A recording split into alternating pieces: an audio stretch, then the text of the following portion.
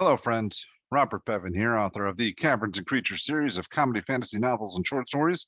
With me is Sam West, and today we're talking about the spell Foresight. All right, Sam, you're not a fan of this one. I'm not. No. I would go as far to say Foresight is one of the worst 9th level spells in the game. Yeah, well, see, I think that's the problem. I think you're too hung up on it being a 9th level spell. Oh, am I? I'm too hung up on this being a spell that you need to be level 18 to cast, huh? That's what I'm too hung up on. Sorry, 17. My apologies.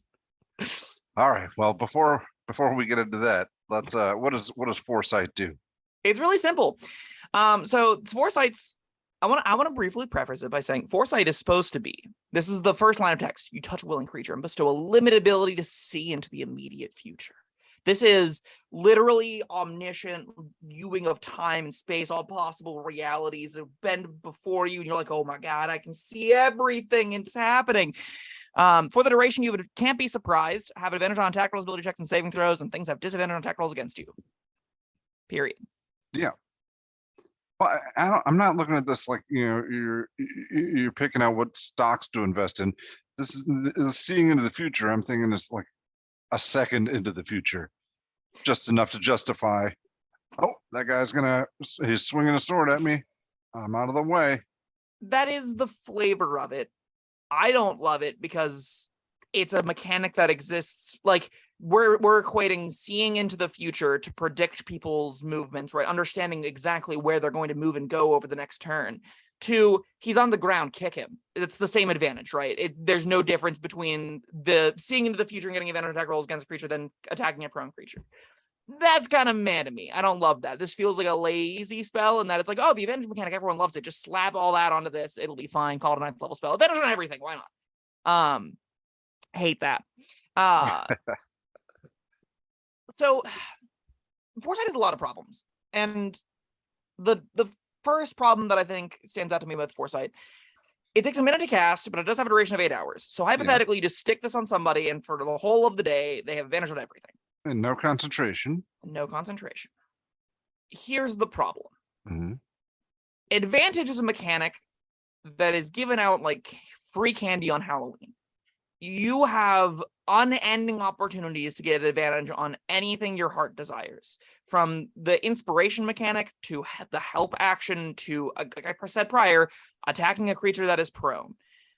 There are a myriad of ways at levels 5 and under to get advantage on all your ability checks, to get advantage on most attack rolls, to get imposed disadvantage on things attacking against you. There are lots of ways that exist already to make these things happen. And all of them, not all of them, a lot of them have the basic premise of teamwork makes the dream work. When you're working with your buddies, you'll get advantage on your stuff. It's pretty cool.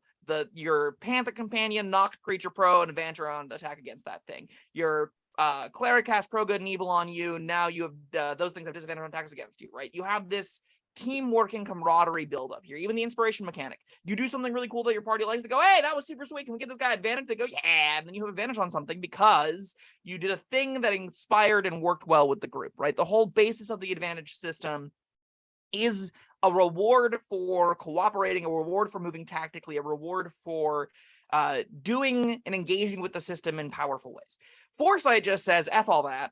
You don't need it. You just have all that anyway. The problem is all of that overlap I already mentioned that exists up until 17th level now is moot. You don't care if a creature's prone because you have Foresight on. You don't care that you can get help because Foresight's on. You don't care to do any of the things that you've been doing since first level because Foresight just gives you advantage on those things. That isn't powerful either, right? This isn't like you can't stack this advantage so it's worth more. You can't help someone that has Foresight on them. You could, without Foresight, you could use a 9th level spell to grant wishes. You could cast a 9th level spell to turn somebody into a turtle for a year. You could cast a 9th level spell to control a town with a mass suggestion. You could cast a 9th level spell to summon deities, or not deities, but, a tremendous amount of whites and create your own little army, right? 9th level spells are powerful. They warp the game in wild ways. Foresight is saying, you could instead just help them. You could instead just use tactical positioning and interesting navigations in combat to get these advantages, or you could just cast 9th level spell and not worry about it and then ignore all the things that you've done up to this point in the game. That's not interesting, nor is that powerful. I don't know. I think it's a little powerful. I don't? No. I mean, I think it depends on who you cast this on. I like that it's not a self spell too. Okay. Let's talk about who do you Okay. want to cast this on? I want to cast this on the fighter. You want to cast this on the fighter, the Yes. character whose whole existence is making weapon attacks that by 17th level you don't think can get advantage on those.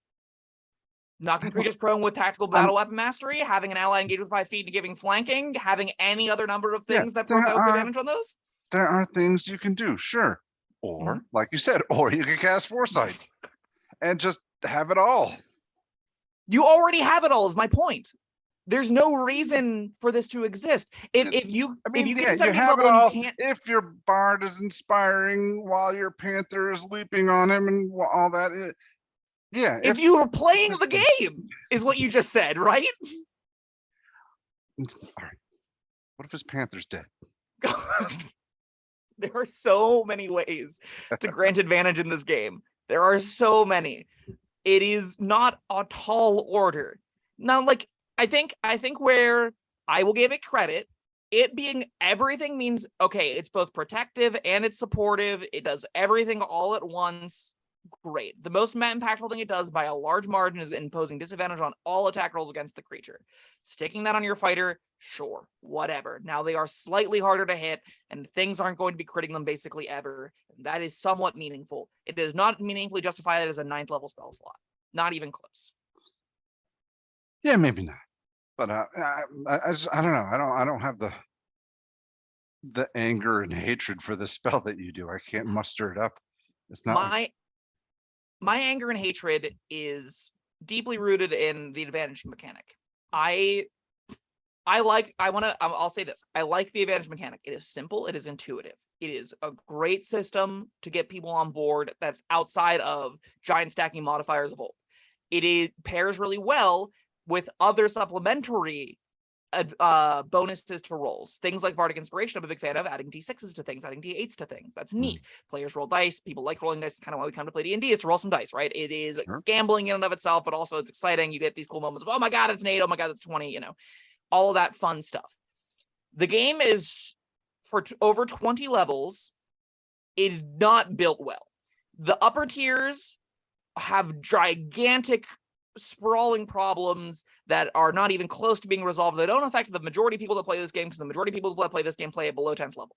So the upper tier problems are not particularly super duper well explored, despite the fact that this game's been out for the better part of a decade.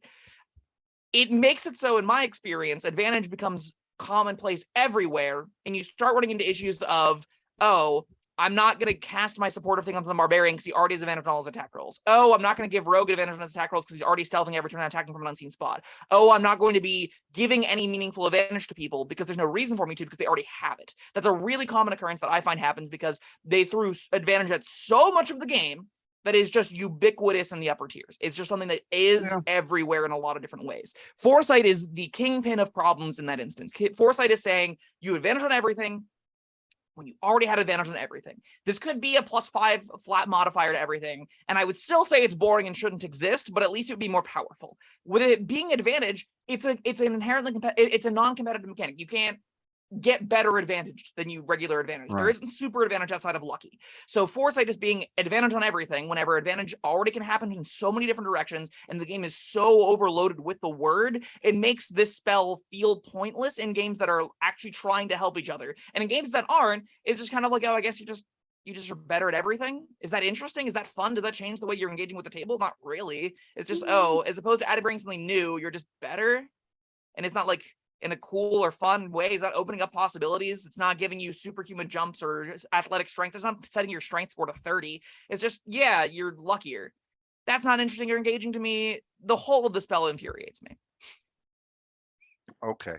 You've made yourself very clear. Good. All right. Yeah, I don't have anything else to say. I don't hate it as much as you do. You're probably right. I've never played a character that high a level, so yeah. Most people everybody probably already has advantage on all the things that matter by that point.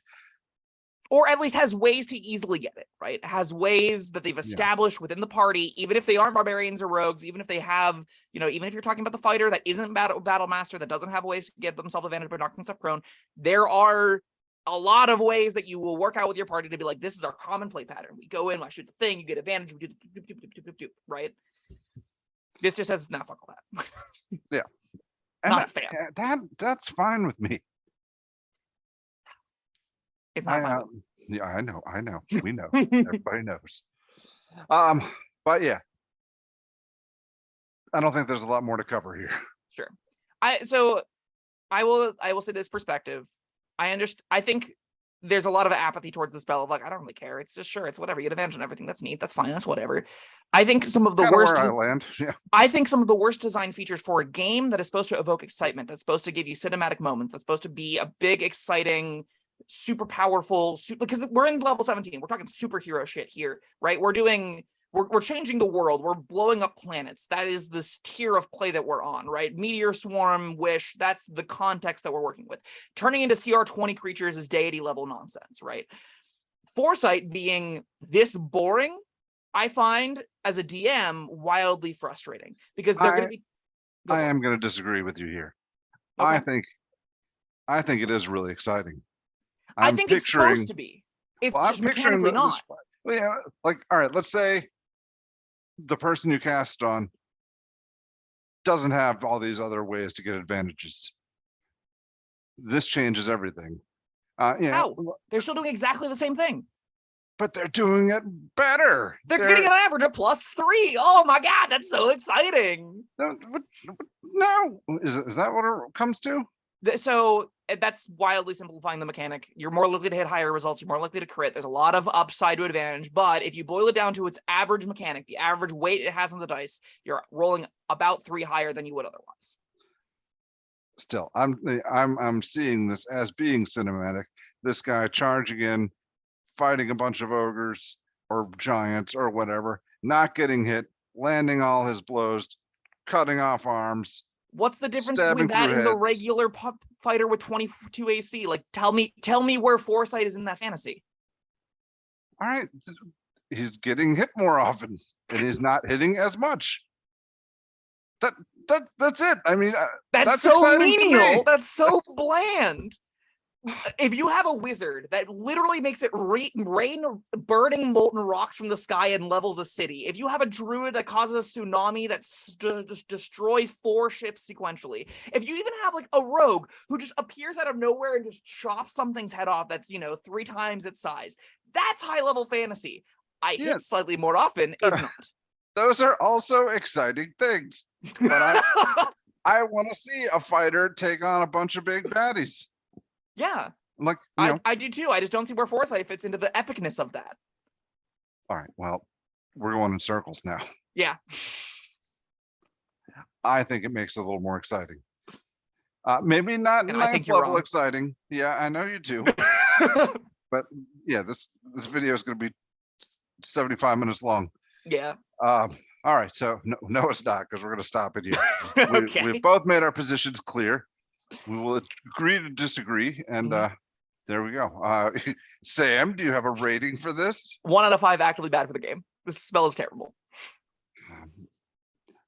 I'm not going to give it a 3. I'll give it a 2. Thanks. I appreciate you. All right. Yeah. All right. Well, that was Foresight. Thank you, Sam, and thank you everyone for joining us. I'd love to hear your comments. Yeah, I'm sure. I know a lot of people disagree with me on this one. This is what I'm not. I'm well aware that this is not a popular opinion, so hit me with it. All right. All right. Well, thank you for joining us. We'll see you next time. Bye-bye. Thank you for watching. If you found this helpful, informative, or entertaining, I'd really appreciate it if you hit the like button below. You needn't smash it. A gentle tap will suffice. If you want to see more videos like this, subscribe to the channel. And make sure you check out the links in the description, where you'll find my Caverns and Creatures series of comedy fantasy novels, Sam's full review of the spell, and other fun things.